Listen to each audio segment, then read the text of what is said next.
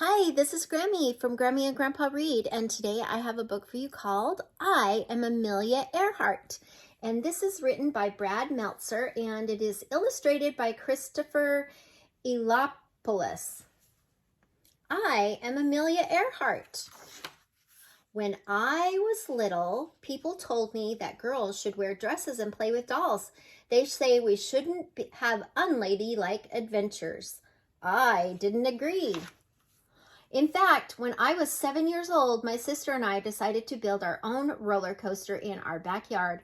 We placed 2 planks of wood up against the side of our tool shed. The cab was a wooden packing box with roller skates attached to the bottom. We greased the wood with lard so we would move super fast. Amelia, are you sure this is a good idea? This is a good idea. It's the best idea. Of course, I got to ride first. This was the moment. Here we go. In 3, 2. I still remember the wind in my face. My stomach seemed to sink.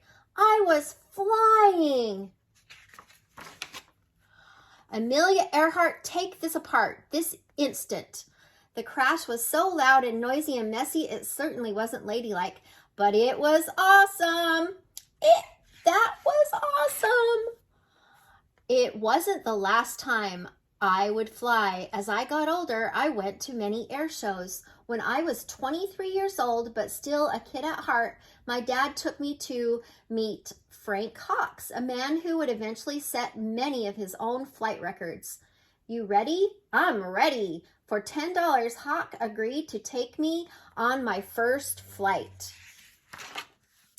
For 10 minutes, we flew through the sky and out over the Pacific Ocean. By the time I was 200 or 300 feet off the ground, I knew one thing. I had to fly.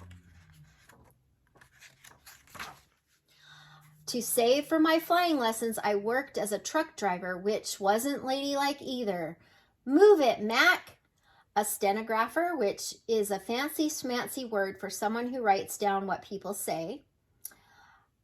And even a photographer. Say snook. 6 months after I learned to fly, I bought a bright yellow used biplane that I named Canary. Canary is a cool name for a plane, right? This is my instructor, a woman named Netta Snook. That's her real name.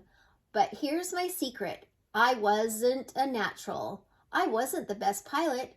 I just worked harder than anyone else. That's enough flying for today. No, I can do better. One more flight.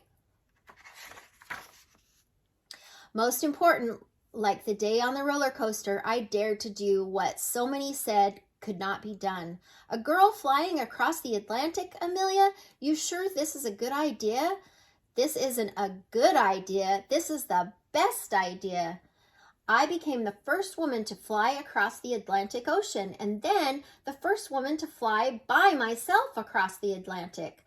By then, people took boats to get to Europe, sailing for weeks. Planes were still a new thing. In fact, on the day I took off, one magazine ran an article that said women could never be able to fly that far. But I did.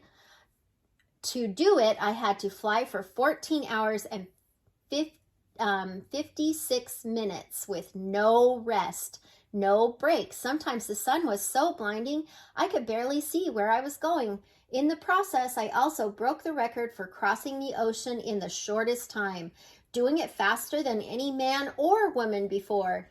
This is so awesome!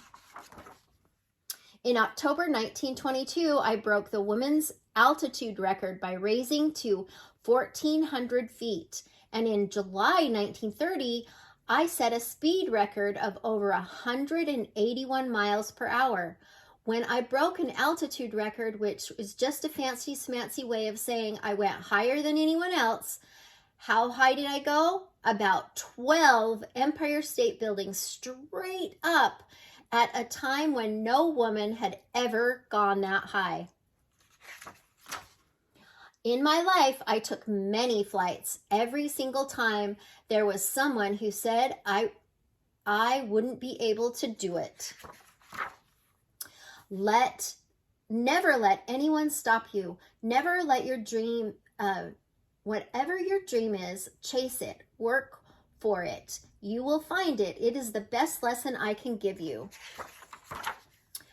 I am Amelia Earhart. I know no bounds, and I hope you will remember that the greatest flight you'll ever take is the one no one has tried before. Never interrupt someone's doing what they said couldn't be done. Amelia Earhart. This is Amelia at 7. This is Amelia in the cockpit of the airplane in 1936. Amelia with her first plane, the Kinner Airster biplane, which she named Canary. Frank Hawks, the pilot who took Amelia on the first airplane ride. Netta Snooks, Amelia's flight instructor. That's it. So, what is the lesson we learned from Amelia Earhart? That if we have a dream and we believe in ourselves, it doesn't matter what other people say.